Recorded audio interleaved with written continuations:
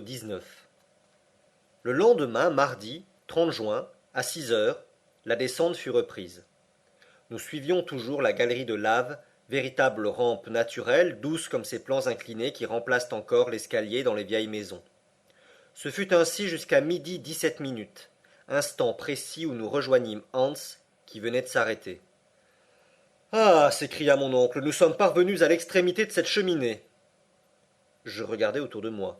Nous étions au centre d'un carrefour, auquel deux routes venaient aboutir, toutes deux sombres et étroites. Laquelle convenait-il de prendre? Il y avait là une difficulté. Cependant mon oncle ne voulut paraître hésiter ni devant moi ni devant le guide. Il désigna le tunnel de l'Est, et bientôt nous y étions enfoncés tous les trois. D'ailleurs, toute hésitation devant ce double chemin se serait prolongée indéfiniment, car nul indice ne pouvait déterminer le choix de l'un ou de l'autre, il fallait s'en remettre absolument au hasard. La pente de cette nouvelle galerie était peu sensible, et sa section fort inégale. Parfois une succession d'arceaux se déroulait devant nos pas comme les contre-nefs d'une cathédrale gothique. Les artistes du Moyen Âge auraient pu étudier là toutes les formes de cette architecture religieuse qui a l'ogive pour générateur. Un mille plus loin, notre tête se courbait sous les cintres surbaissés du style roman et de gros piliers engagés dans les massifs pliés sous la retombée des voûtes. À de certains endroits, cette disposition faisait place à de basses substructions qui ressemblaient aux ouvrages des castors, et nous nous glissions en rampant à travers d'étroits boyaux. La chaleur se maintenait à un degré supportable. Involontairement je songeais à son intensité, quand les laves vomies par le Sneffels se précipitaient par cette route si tranquille aujourd'hui. Je m'imaginais les torrents de feu brisés aux angles de la galerie et l'accumulation des vapeurs surchauffées dans cet étroit milieu. Pourvu, pensais-je, que le vieux volcan ne vienne pas à se reprendre d'une fantaisie tardive. Ces réflexions, je ne les communiquai point à l'oncle Lindenbrock, il ne les eût pas comprises. Son unique pensée était d'aller en avant. Il marchait, il glissait, il dégringolait même, avec une conviction qu'après tout, il valait mieux admirer. À 6 heures du soir, après une promenade peu fatigante, nous avions gagné 2 lieues dans le sud, mais à peine un quart de mille en profondeur. Mon oncle donna le signal du repos. On mangea sans trop causer, et l'on s'endormit sans trop réfléchir. Nos dispositions pour la nuit étaient fort simples. Une couverture de voyage dans laquelle on se roulait composait toute la literie. Nous n'avions à redouter ni froid, ni visite importune.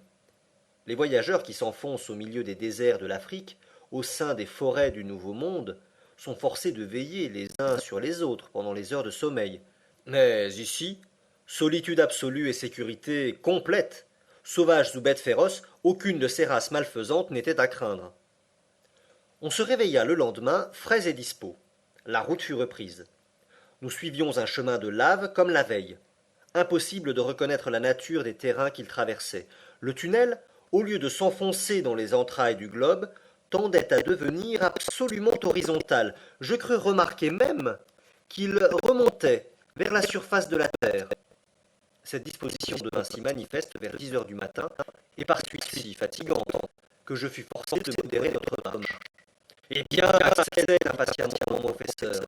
Eh bien, je n'en peux plus, répondis-je. Quoi? Après 3 heures de votre promenade sur une route facile? Facile, je m'annonce, mais fatigant, bien sûr. Comment? Comme n'avons qu'à descendre. À monter, nous faisons l'aise. À monter, fit mon oncle en haussant les épaules. Sans doute, depuis une demi-heure, les pentes se sont modifiées, et à les principes, nous reviendrons certainement à la terre d'Islande. Le professeur remua la tête, un homme qui ne veut pas être convaincu. J'essayai de reprendre la conversation, il ne me répondit pas et donna le signal du départ. Je vis bien que son silence n'était que de la mauvaise humeur concentrée. Cependant, j'avais repris mon fardeau avec courage, et je suivais rapidement Hans que précédait mon oncle. Je tenais à ne pas être distancé. Ma grande préoccupation était de ne point perdre de vue mes compagnons. Je frémissais à la pensée de m'égarer dans les profondeurs de ce labyrinthe. D'ailleurs, si la route ascendante devenait plus pénible, je m'en consolais en songeant qu'elle me rapprochait de la surface de la terre. C'était un espoir. Chaque pas le confirmait, et je me réjouissais à cette idée de revoir ma petite Graüben. À midi, un changement d'aspect se produisit dans les parois de la galerie. Je m'en aperçus à l'affaiblissement de la lumière électrique réfléchie par les murailles. Au revêtement de lave succédait la roche vive. Le massif se composait de couches inclinées et souvent disposées verticalement. Nous étions en pleine époque de transition, en pleine période silurienne. C'est évident, m'écriai-je, les sédiments des eaux ont formé, à la seconde époque de la Terre, ces schistes, ces calcaires et ces grès. Nous tournons le dos au massif granitique, nous ressemblons à des gens de Hambourg qui prendraient le chemin de Hanovre pour aller à Lübeck. J'aurais dû garder pour moi mes observations. Mais mon tempérament de géologue l'emporta sur la prudence, et l'oncle Lindenbrock entendit mes exclamations. Qu'as-tu donc dit-il. Voyez répondis-je en lui montrant la succession variée des grès, des calcaires et les premiers indices des terrains ardoisés. Eh bien, nous voici arrivés à cette période pendant laquelle ont apparu les premières plantes et les premiers animaux. Ah, tu penses. Mais regardez, examinez, observez. Je forçai le professeur à promener sa lampe sur les parois de la galerie. Je m'attendais à quelque exclamation de sa part, mais il ne dit pas un mot et continua sa route. M'avait-il compris ou non? Ne voulait-il pas convenir, par amour-propre d'oncle et de savant, qu'il s'était trompé en choisissant le tunnel de l'Est, ou tenait-il à reconnaître ce passage jusqu'à son extrémité? Il était évident que nous avions quitté la route des laves et que ce chemin ne pouvait conduire au foyer du Sneffels. Cependant, je me demandais si je n'accordais pas une trop grande importance à cette modification des terrains. Ne me trompais-je pas moi-même? Traversions-nous réellement ces couches de roches superposées au massif granitique?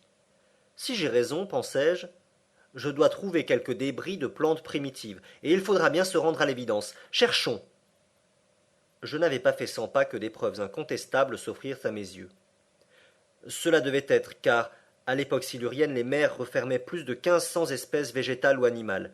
Mes pieds, habitués au sol dur des laves, foulèrent tout à coup une poussière faite de débris de plantes et de coquilles.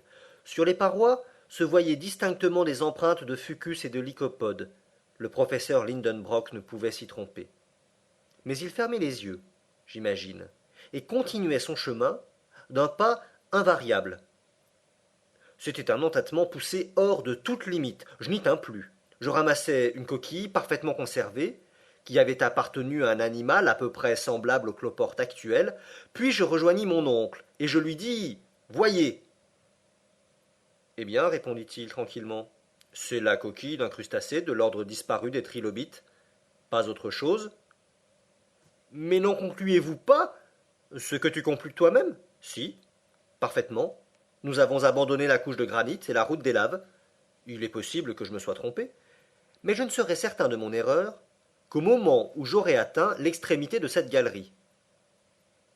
Vous avez raison d'agir ainsi, mon oncle, et je vous approuverai si nous n'avions à craindre un danger de plus en plus menaçant. Et lequel?